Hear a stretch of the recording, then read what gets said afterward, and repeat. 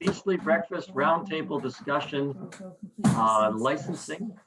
Just as a note, everyone's microphone is on. If you want to mute yourself, you do that. You do that manually.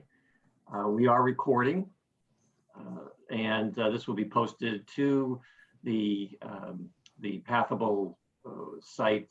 Some usually takes about 15 minutes, but it will be shortly after the session wraps up. We're scheduled to go until 10 o'clock, but of course, you're free to come and go as you need to. I think we've got about 40 people so far participating. So this is meant to be a discussion. It's not a lecture. There are no PowerPoint slides to share. Well, that's not 100% true. In the files section on Pathable, I have posted a PowerPoint from a couple of years ago. We used to do a pre-conference on licensing and negotiation. So while it has not been updated since the end of 2018, I thought it might be useful for folks. So if you want to go over there and download it, you're welcome to. And if enough people are interested or find it helpful, then I can maybe add on a few things down the road to try and update it a little bit. So you're welcome to that if you would like to go and get it, or if you can't retrieve it, you can email me and I'm happy to send it. What I want to do today is really just get the discussion going and see if we can talk a little bit about some of the challenges, the issues that you face in dealing with licenses. And maybe some amongst us can help point others in directions that are useful or helpful. There are a lot of challenges associated with doing these licenses. They're time consuming, they're complicated, they have lots of jargon and legalese, and it can be a real time sink to work with them. And they can sometimes be impediments to getting things done and set up and available for your users. By the same token, they are designed to help protect everyone's rights, your rights, the library's rights, the institution's rights, the user's rights, and the publisher's or provider's rights as well. And it's sort of, they lay out the groundwork for who can do what so they can protect both parties. So they're not necessarily all evil, they just take time. So with that having been said, I would be interested if, and maybe just a couple of questions to get things started. What are some of what is the sort of one or two things that come up constantly in your negotiations over licenses that prove to be the biggest stumbling blocks? And remember to unmute your microphone if you did mute it, so that we can have a discussion.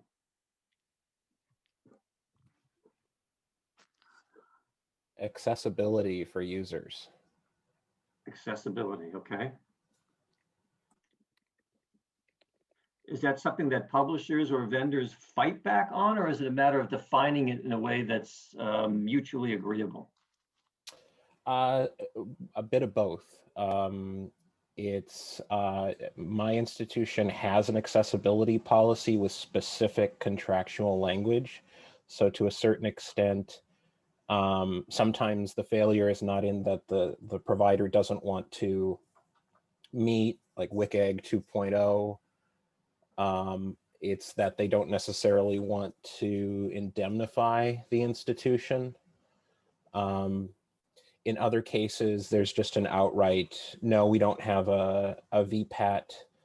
No, we're not willing to put that language in, or we're only willing to put in vague language about meeting the Americans with Disabilities Act. So I would say it's half and half. Sometimes it's just, we don't want to deal with the indemnity, but as far as the actual accessibility of our product, yes, here's the VPAT, here's the testing we're doing, here's our roadmap, which I'm happier with than being vague about the actual accessibility, because it's about the accessibility at the end. Right. So. Other people have issues with either that or others?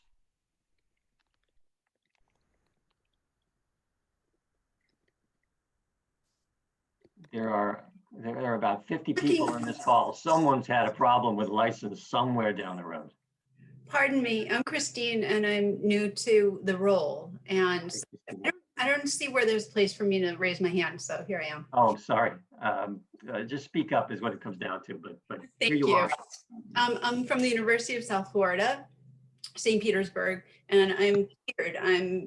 There's consortial level, there's university level, and I'm campus level. That's one thing that I'm managing right now.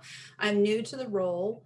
And so a lot of institutional information is available to me, but you know, I don't want to tax those people who are really taxed right now. And although it's available, I do want to have some type of information on where to start. And my big fear is making a mistake.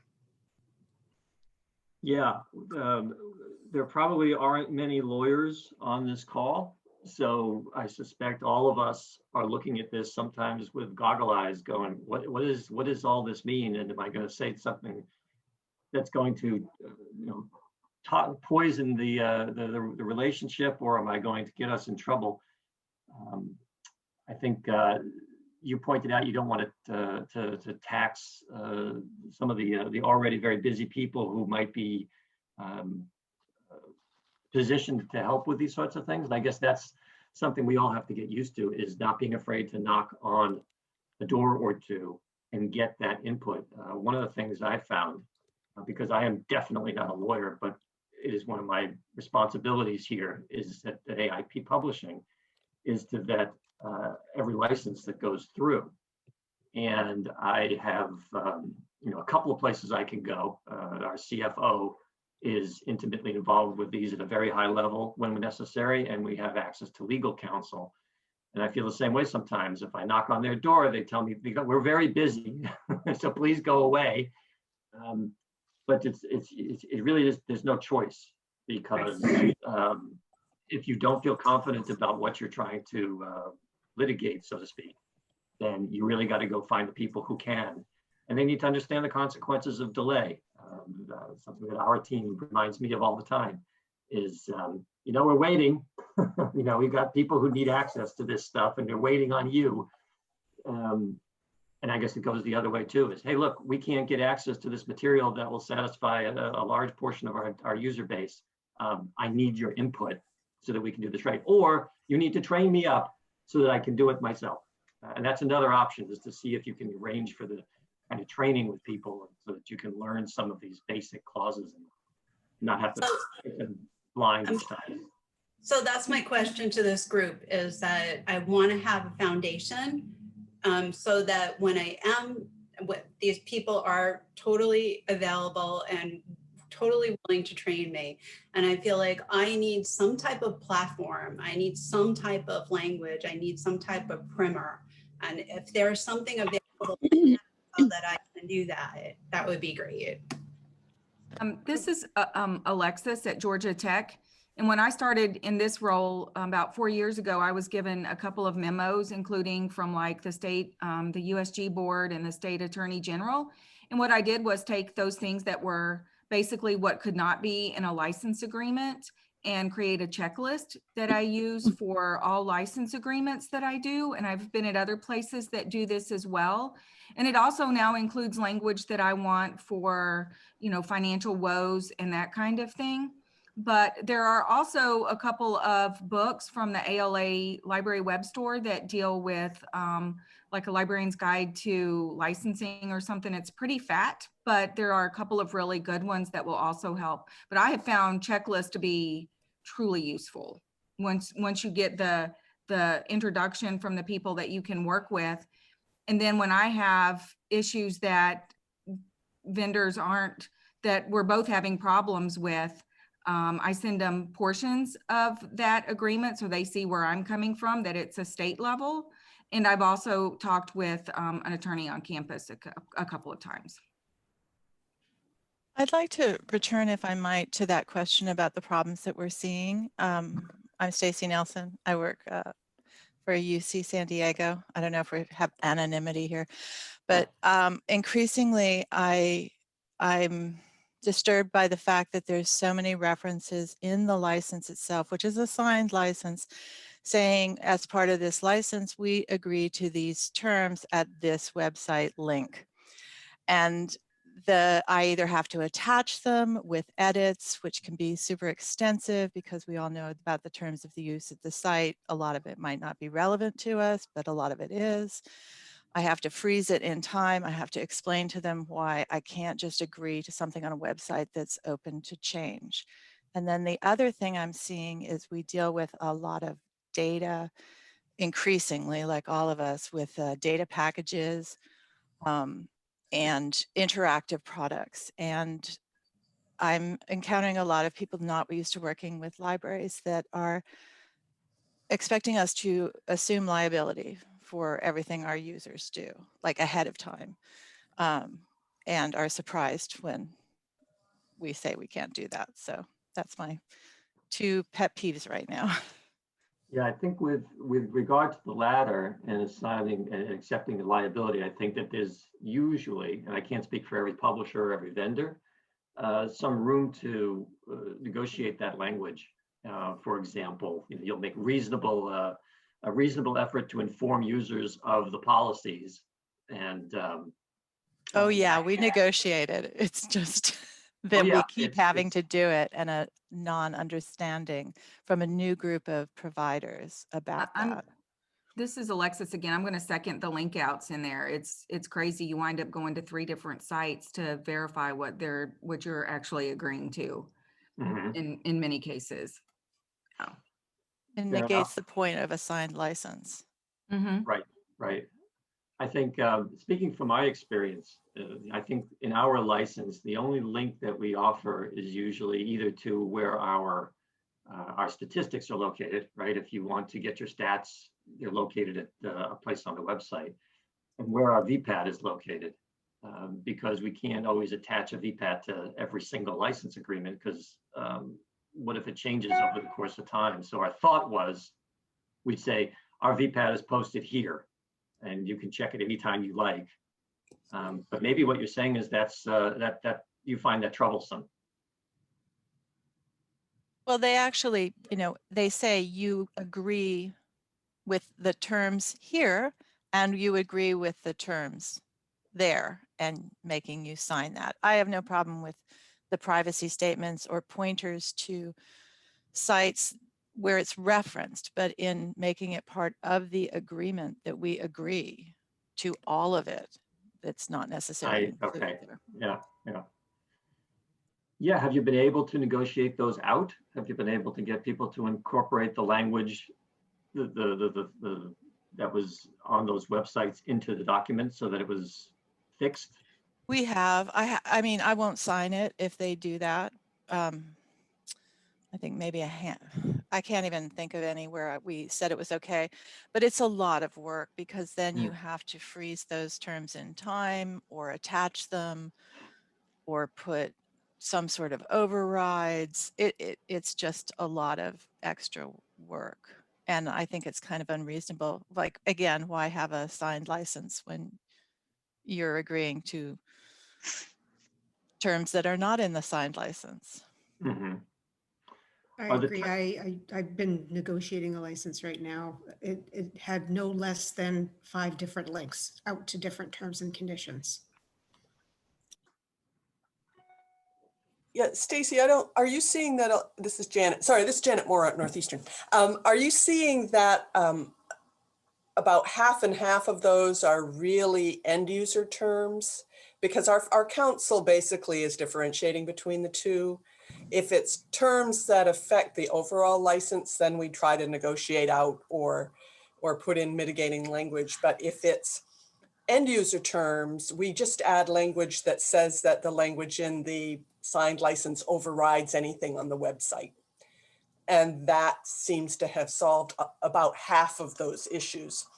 But I agree, they're a royal pain, and there's no real way to actually agree with good faith that you can comply with terms that you aren't aware of. which is basically what they're asking you to do. Yeah, we Mhm. don't attempt the end user part, and we do like you do with a click-through override type of thing. But it, the terms at the site often, you know, are just everything. They're just like a gamut of terms.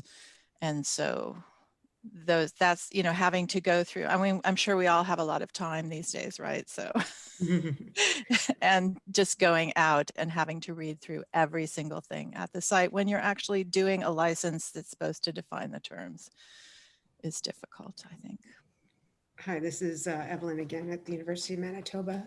The one that I was particularly referring to actually just started out as an order form, and then it links out to various terms, and there's like product terms, there are end user terms, there are then publisher terms, then there's privacy notices, and when I'm trying to negotiate like which terms would override, etc., this particular but just is really, really pushing back. I mean, I've been trying to negotiate this license since March, and I've pulled in our legal team, and this particular company is just really, really hard, but I'm getting, you know, I'm getting pressure from the faculty that they want this product. So I'm trying to make this work, but it's very, very difficult when it's only one-sided.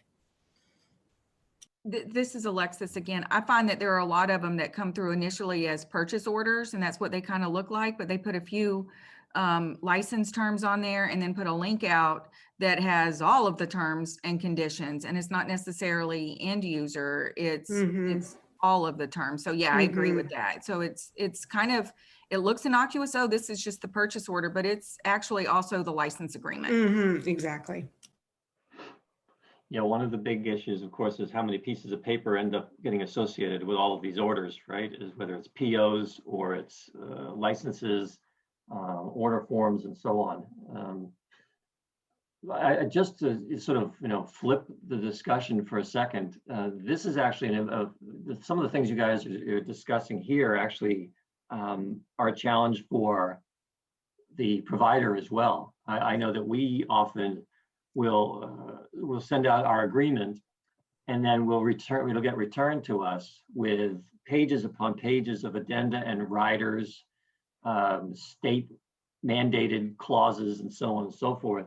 And that's so while I'm not suggesting that it's right or wrong on either way, this is actually a problem on both parties' parts. I spent hours lost in various legal documents that were attached by one state mandate or another, which can really be challenging because they often don't necessarily pertain to the product that you're trying to sell. They'll talk about whether it's human trafficking or divestment in certain countries, or insurance clauses for death that might occur while on a visit. When you're trying to sell an online journal, and those can be very time consuming as well. I don't know if those are imposed.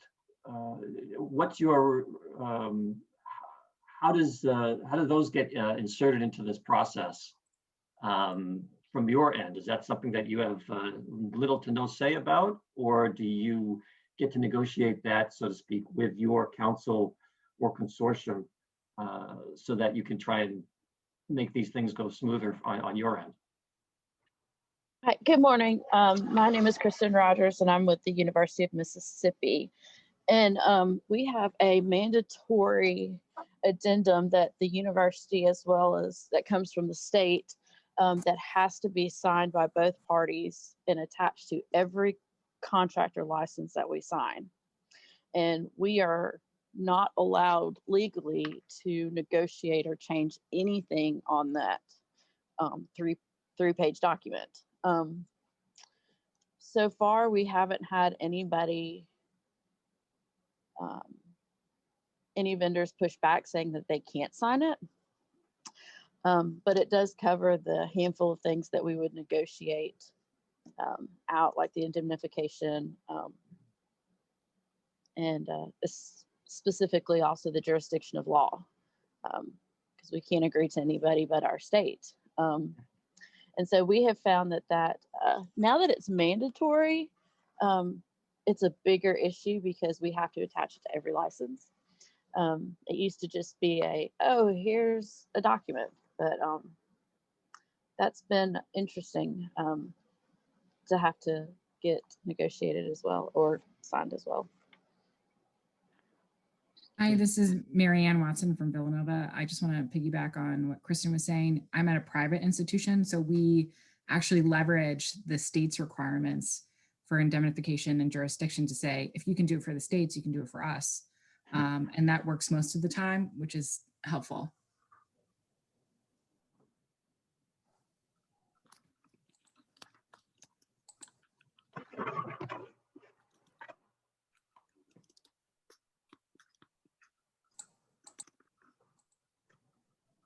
I see names popping up on the screen, but so I don't know if you folks who are trying to talk are on mute. So just if you are. I wanted to jump in. This is Lorna from AIP Publishing, and speak to the University of Mississippi just to say that when we have something that comes in that is mandatory, the publisher, we actually will go through every single clause that's listed on it or every single link. So, you know, as Adam said, again, it is on both sides, and we understand, you know, state mandates, and, you know, I know schools understand, you know, if publishers are mandated to have something in their license. So it is, I think we're both doing a lot of work and just our due diligence on them. Yeah, I agree.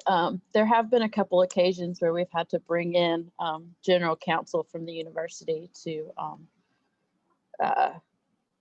jump in, which is always very time consuming as they're a very busy office. But in my experience so far with the addendum, it's been a pretty smooth process. We did have one vendor from Europe that would not even, apparently we weren't big enough for them to negotiate with, and would not even look at any potential negotiations or changes that we needed to make for the license, which ultimately ended up canceling those products. And it came to our benefit in the long run because we found them from another, they were a third-party seller, or it was a third-party database, and we were able to get it for significantly cheaper at another place. So they're refusing to negotiate with us actually saved us money. Guess that would fall under the silver lining category. But I think that's one of the challenges, right? Is that, or the tightrope wire that everyone walks is, you don't want to give up the opportunity to sign the agreement and make the deal. But as Christine said earlier, you don't want to make a mistake, or you've got, as you pointed out, got mandates. So it does become a bit of a high wire act to try and figure out how to make it work. What are some of the, for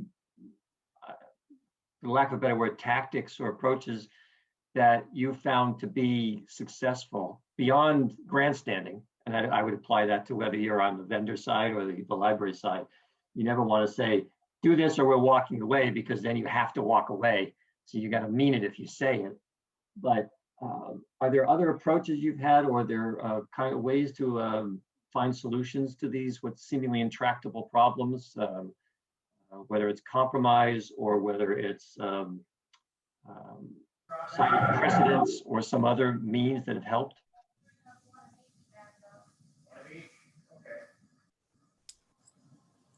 This is Janet again. Hi, Janet. I guess, hi, how you doing, Adam? I guess one thing that I've tried to do, particularly if it's a new vendor that I've never worked with before,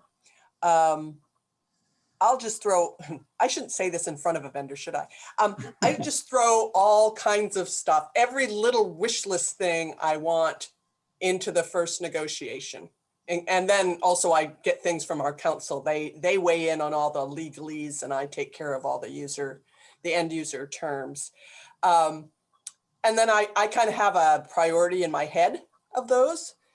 And then I do horse trading. So if they say, well, we can't agree to all of this, I'll say, well, we'd be willing to give up X, which of course is usually something that's low on my priority list, if you give us Y. And Right. in some cases that has really worked. We've gotten the things that we absolutely have to have. And, they haven't agreed to some things that we can live without. Doesn't always work. Sometimes works better with new vendors who aren't as familiar with the library world. Usually the library vendors know which ones are important to us and which ones aren't. But that has worked occasionally. Yeah, we all do This that, is- right? I'm sorry, please go ahead. Kristen Rogers again.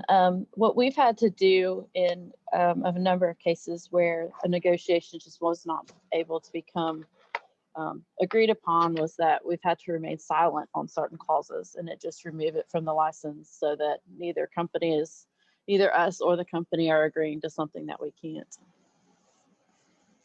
I know I agree with the silent. I like going silent on things. I don't have to have everything spelled out. And I go with reword, reword, reword. I try to think about the company and what it is they're trying to achieve, why they need to insist on something. And I know why I want to insist on something. And so if there's a way to word something so their needs are met and our needs are met, there's been I can't even say how many times to go back and just say, how about this wording? How about this? How about this? And then you end up something where the language is correct that it's not maybe not optimal, but you can live with it. This is Mark Winnick at Georgetown University. I agree with Kristen, Janet, and Stacy especially with the rewording and trying to look at what the vendor is trying to get at. So you find the compromise.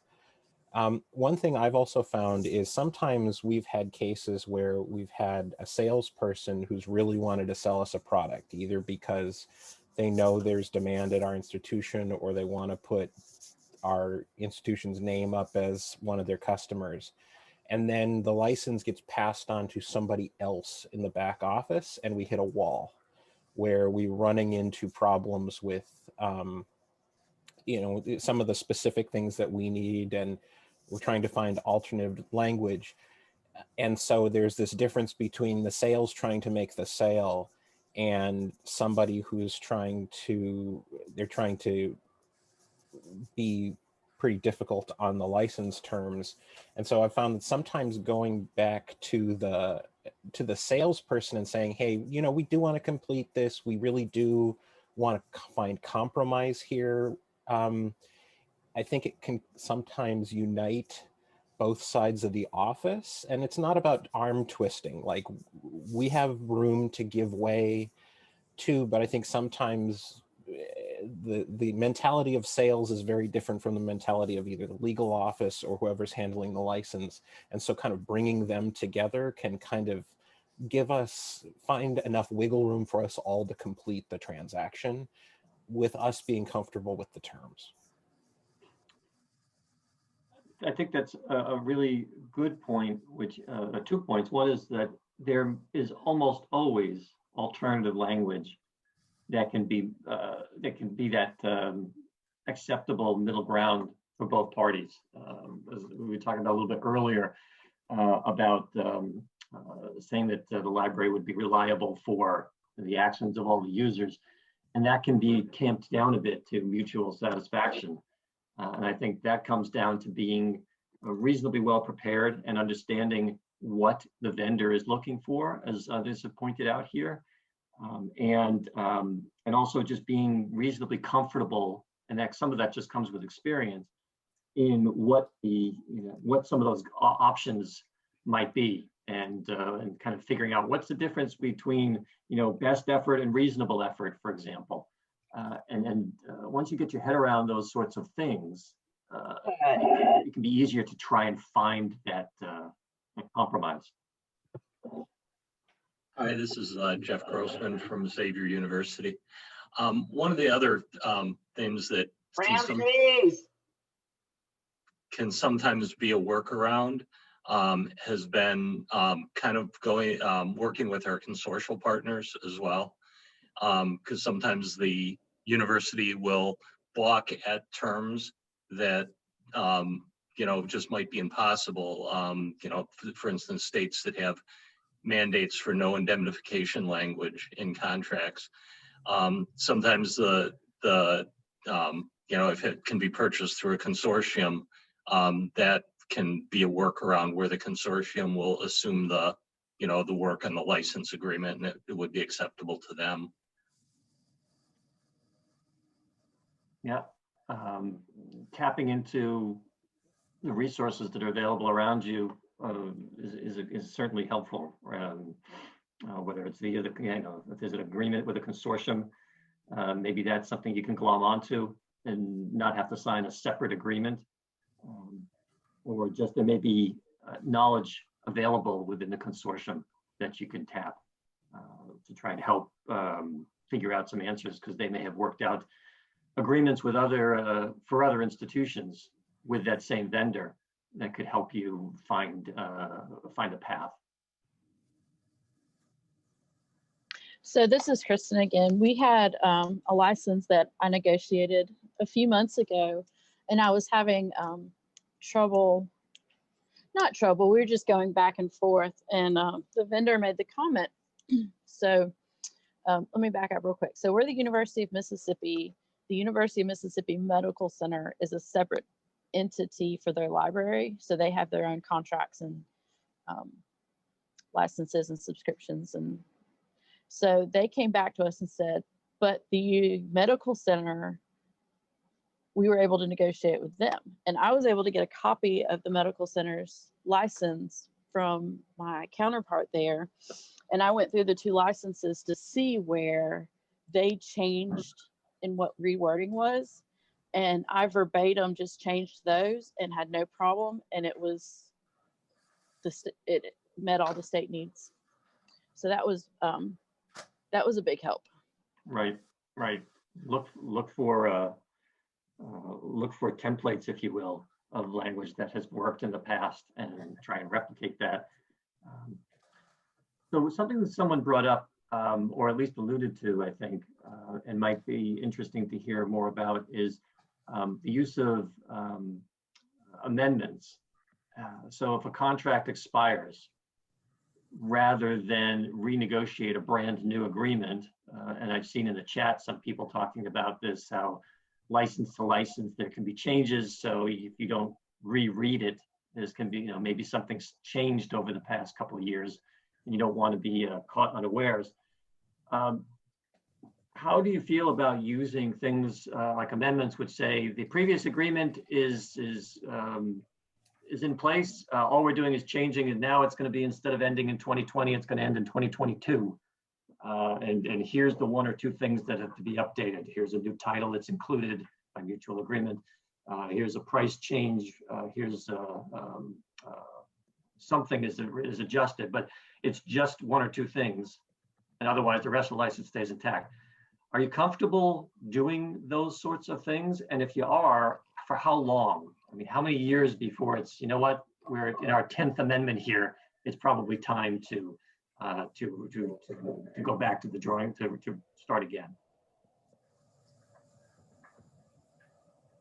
This is Janet again. I love amendments because they go through our legal office much more quickly than a brand new license does. The danger is that, as we all know, licensing and license tolerance is changing across the industry pretty quickly. I think it's always good, at least every 3 or 4 years, at least, to take a look at what the newest license is with that provider, and either to see if there's anything new in it that you like, that you would either want to add into the next amendment so that you're taking advantage of changing views on different licensing issues that vendor may have come to over the years. And also feeling better about your existing license if you're now seeing terms in their new licenses that you couldn't live with. So while I like the amendment because it's a lot more, it gets things through our council a lot more quickly, it is always good to keep an eye on what that vendor's changes have been to make sure you're not missing out on something you'd want in a new, to take advantage of for your institution. I agree with Janet. This is Alexis. But I've had a student recently look to do some text mining with a couple of vendors, and then they've sent me license amendments to sign on behalf of the institution. And I'm not too sure how I feel about that. And I've got one that's waiting for me to go through because they're essentially dealing with the student on how the student's going to do the text mining. And in one case, maybe even sending a file to the student. But I am signing a license agreement on behalf of the library that's almost making me uncomfortable with it. So I'm like, well, after this is over, I'll go through it. And then I'm probably going to reach out to some people outside the library to find out, and the publisher's like, well, this is it. You as the library have to sign it because the agreement is with you. And I'm like, but you're literally working with the student. So, but I agree in general, I like the amendments. And I also agree with Janet in that I think every 3 to 4 years, you need to look and see for terms like text mining and other things that might now be able to be included in the agreement. And from what I'm finding, better language around budget cuts and what happens when you have no money. Right, that's especially relevant. It's always in the back of people's minds, at least, and now it's at the front of everyone's minds. How do people here use a lot of opt-out clauses? Do you find that that's something that you can get inserted into agreements? It's Alexis again. I actually have to, in my opinion, from the state, if I do multi-year agreements, there has to be a way to get out if you have no money. Mm-hmm. Yeah, same here. We're private, but at Northeastern, if I do a multi-year, it has to have a financial exigency clause. Otherwise, they won't let it go through. And Alexis, I agree with, oh, sorry, go ahead. No, go ahead. I was just going to say, I agree with you on the text and data mining amendments. They are a pain, and we're doing it big time here. So we're starting to try to add it into new licenses. We're also pushing back with the vendors that the addendums that we sign need to be group addendums, if you will, for text and data mining, that we're not willing to negotiate a new addendum for every single user that wants to do text mining, that if we're going to do one, it's going to be, any user now can do text mining from Northeastern as long as they check in with the vendor first, because otherwise it's going to be a nightmare to try to manage. I like that. This is only my second one. The first one actually does cover everybody, but it ends in December. So I thought that was also kind of weird. So we go through all this effort for one student. It actually is all students, but it ends at the end of the year, which might be technically in line with the license, but good points. Thank you. That brings up, I'm sorry, please go ahead. I was going to say that brings up the idea of the more, I call them generic amendments, just, and I'm wondering how many people are doing that as far as, I don't want to write a license for every single book or journal I'm going to buy. So, anything I cover through X vendor or a vendor like X vendor is now covered under this license. So just wondering about those sort of more generic amendments, because it sounds like that would work maybe in those situations. So Right. could you This is Evelyn. push that out a bit? Sorry. Well, I have an example of that one. So, Okay. because Wiley does that. We have a main license with Wiley, and then they have several amendments or appendixes to that license for different types of products. So every time we add a new product, they just add a new appendix and it's covered by that. Right, okay, yep. Mhm. So there's some basic terms and conditions which apply universally. Mhm. And then if, for example, there's a different clause or rule surrounding a book as opposed to a journal, it's addressed within that specific appendix. Mhm. Yeah, yeah. Yeah, it's sort of specifically saying that anything that I like to have something very specific, like I'm invoiced for, or, knowing what it means to buy something and when it would be covered by the license and when it wouldn't. So it's general, but you have to have some specificity in there to know how would you track those purchases. I was just going to throw out another topic for discussion. I did throw it in the chat, but I'd love to talk about non-disclosure clauses at some point this morning. That would be awesome, because that seems to be another clause that's really difficult to get removed from my licenses anyway. And I'd be interested to hear what other folks, how successful they've been and what they've used to get those removed. Well, it's a good topic. And in fact, it's one of the things that was on my checklist. So happy to steer us over in that direction. What do you guys face with that? I know that with a state institution in particular, there's often a rule saying that there's sunshine laws, that you can't agree to any non-disclosure of selected or all terms.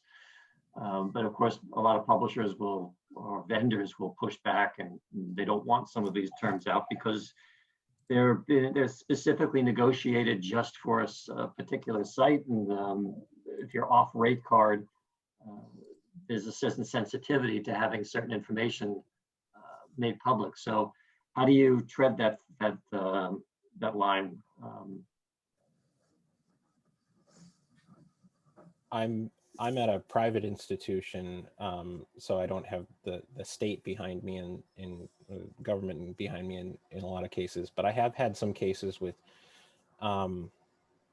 licenses with non-disclosure where they're so tight that it kind of excludes me from telling our users whether they can print something.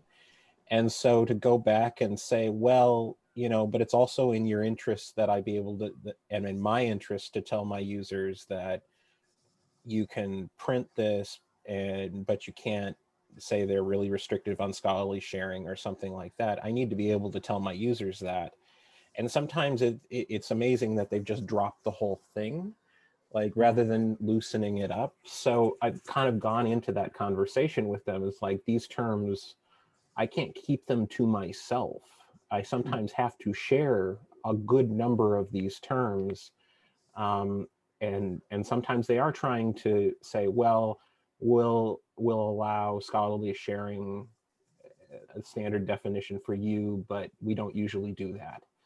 Well, if they're trying to keep that from other parties, I need to be able to tell my users that they can do that. So I think there have been cases where that's been lost. And so if you're going to negotiate with me on other points, I have to be able to share these terms with others. This is Kristen again. I'm just curious because other than pricing, I don't know if we've ever been asked to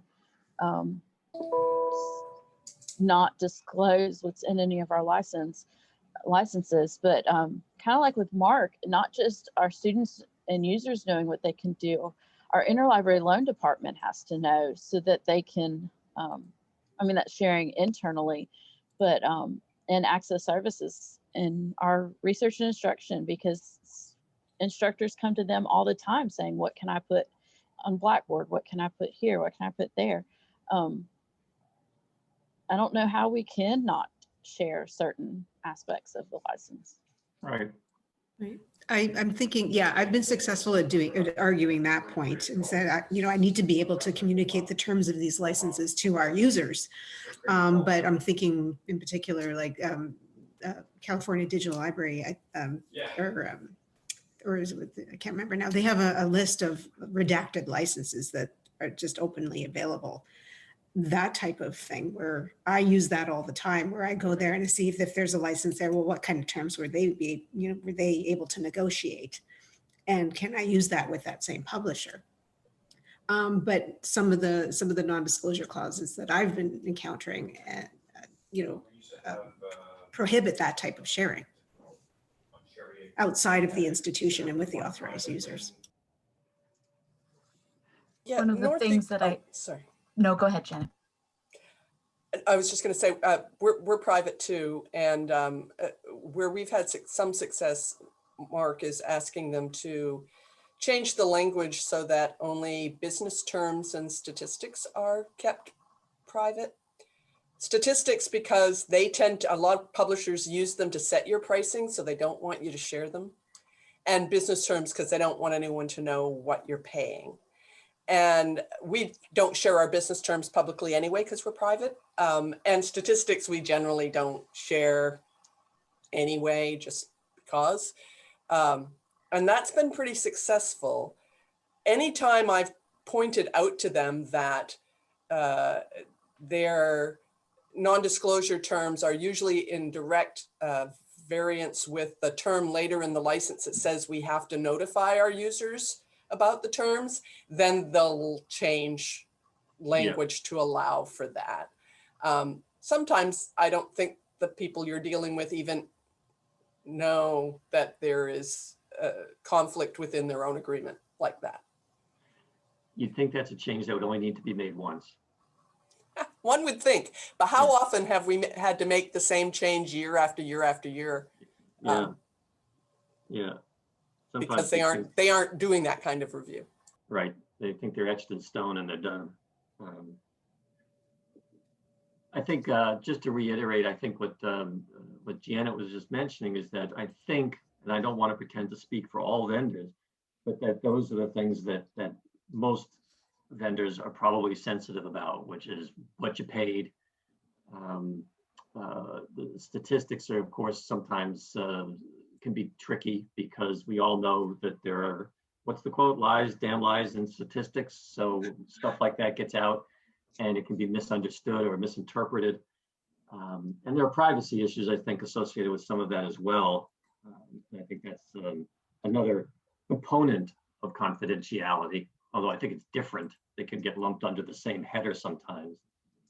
But there's a difference between what you're not sharing with respect to the license itself and what is considered private information about your users or about search terms and so on and so forth.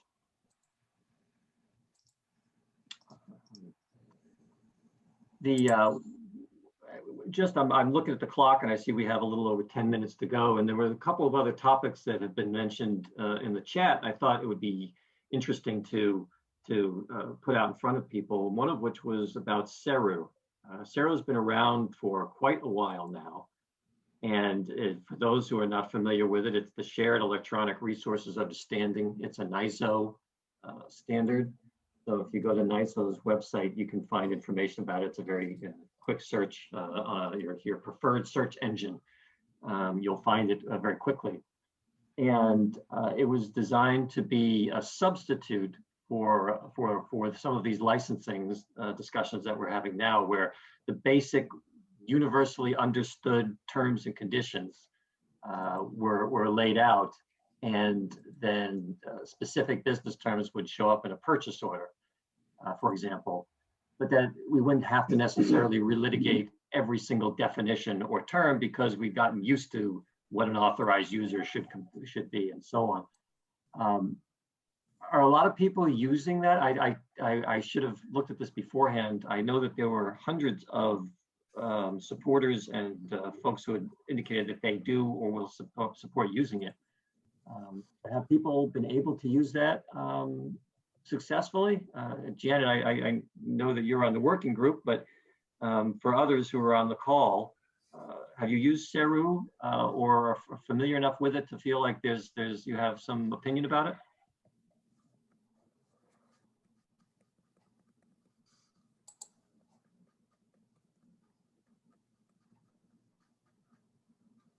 I see. So one person in the chat was noted that CERU is usually something that can be used with smaller vendors.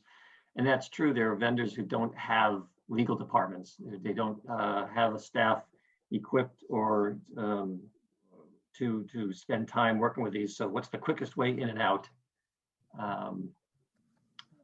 But there's another mention in the chat that some legal counsel won't permit it. I suppose it's because it's too generic. We're able to use it, but we almost never see it pop up. You mean that the publishers don't work They with don't proffer it, right? Usually they come to us with their, standard agreement. And so, offering SERU as a recourse is not going to go over very well if it's coming from us and they already have some standardized language they've been using forever. I think that's, since you mentioned, a couple of people mentioned smaller vendors. I believe, and I'm not singling them out for positive or negative, but I believe Springer has signed on to using SERU. I just wonder if anybody has used it with them in lieu of a more formal agreement. That's so surprising that you say that, because Springer is one of the vendors I work with that not only do they want a license for every journal, but they want a license like every year. Often they want it renewed or redone, or so if that's true, that would be great. So anybody pipe up on that? I'll pipe up. Since Springer Nature merger, they may still be on the registry, but they can't use it. They won't use it anymore. Okay. Also, Taylor and Francis was on there, but they don't allow you to do a perpetual access license under SERU.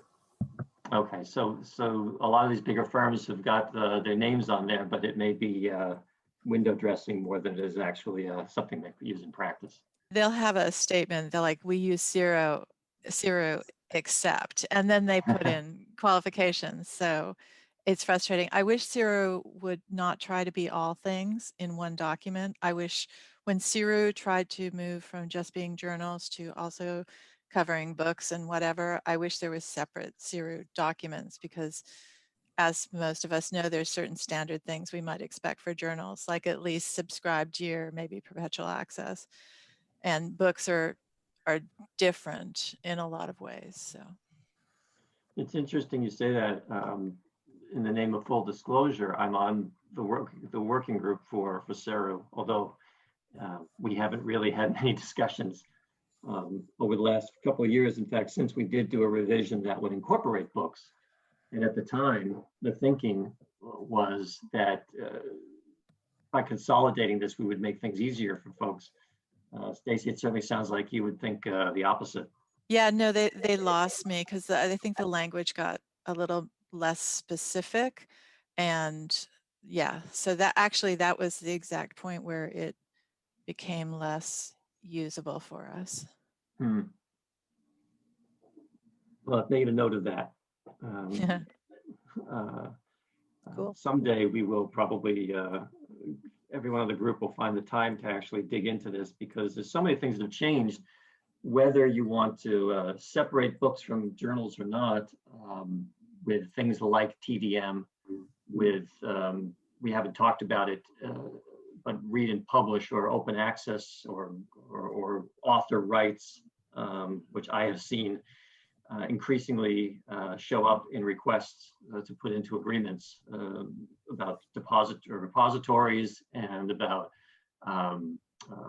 scholarly communications networks and so on. It's probably SERU is due for an update. Whether that means making it bigger or making it smaller or separate is a good question.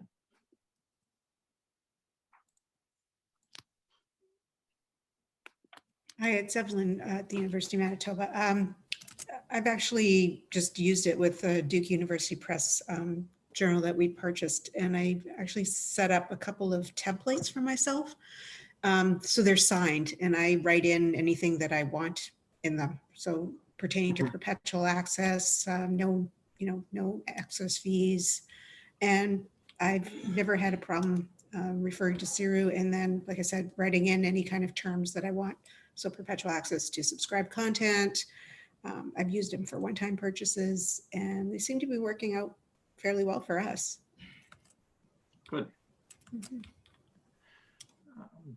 We're down to our final 4 minutes. So what I'd like to ask, are there any sort of parting thoughts or tips that anyone would like to share with the group on things that have helped you in your work on licensing? I know there were a bunch, especially early in the chat, early in the session, in the chat, there were a number of links that were posted about guidelines, education, and so on.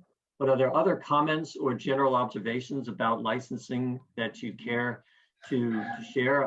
The one I'd like to do, it actually echoes something Janet said earlier, which is, it's one of my, it's a quote that has been manipulated in different ways, but it's the one I usually think of is from Wayne Gretzky. And for those who don't know, he was a hockey player and quite a good one, who said, you miss 100% of the shots you don't take. And the idea, of course, underpinning that is it doesn't hurt to ask. So if there's something you don't like or something you're unsure about, there's no harm in asking for either a further explanation or asking for modification. You give it a shot and you work from there and see what you can get. And it works both ways, of course, but you don't know if you don't ask or don't try. So I would encourage people not to be shy about that. I wonder if any other people have ideas, thoughts, comments as we start to wrap up. I'll just jump in and just say I'll get a lot of license revisions, and my take is just saying, if you send over a revision or if there's a clause that doesn't work, be as specific as you can and give as much details as you can as to why it doesn't work for that institution, because that way, somebody put something in the chat, I'm always looking at this. But that way, if you're specific, maybe we can get that out and get that solved the first time. Yeah, say what you want. I think Lorna makes a good point. And I tell this to people on my team as well, is don't tell me something is wrong. Tell me how to fix it. So give each other a sense of, all right, I can't live with this indemnity clause. Here's what I want. And then maybe someone else, Jeff may have mentioned this, or Mark, find that middle ground if need be from there. But at least you're working with, okay, we've set the poles, and now we know where we're working from, instead of something open-ended where it's you feel like you're just throwing stones into the ocean, nothing's coming back. I'm so sorry. I have a screaming cat in the background. I would suggest, maybe this is just super basic, but I keep a file of clauses. When you're doing that rewording with a vendor over and over again, and you've hit that sweet spot, keep a record of that exact phrasing that you used, because you might need it again. I know that I started using the words like, a lot of people want us to delete information and delete files and delete content that our users might have downloaded or we have downloaded. So I started adding the terms, under our direct control. So I just keep sort of stock phraseology in a document so I can pull it in, like when you go, oh, what was that thing I said? And that was, that worked last time when we couldn't agree on this issue. So that can be super helpful. If it works with one publisher, keep it around, and it helps oftentimes with others. Yeah, I think that's a great point. Having a sort of FAQ or a template, a sort of a locker of acceptable alternatives that's been vetted and approved by your counsel. There are plenty of times, speaking as someone who works with these, that if someone can suggest to me, here's our preferred alternative, now I know exactly what I want to try and work with, and that can really speed things up. So I think that's a great suggestion. So I'm looking at the clock. It is 10 a.m. and I know that, as is typical in Charleston, there's always something else to do. So I want to thank everybody who joined us today, and to those who shared. 1 minute, guys. I hope it was useful for everybody. There will be there are surveys that usually get sent out after the conference, so please fill them out, whether you thought this was good, bad, or indifferent, or any other session that you're attending that's helpful for the folks. I don't know who where are my the conference tab went board. for this meeting.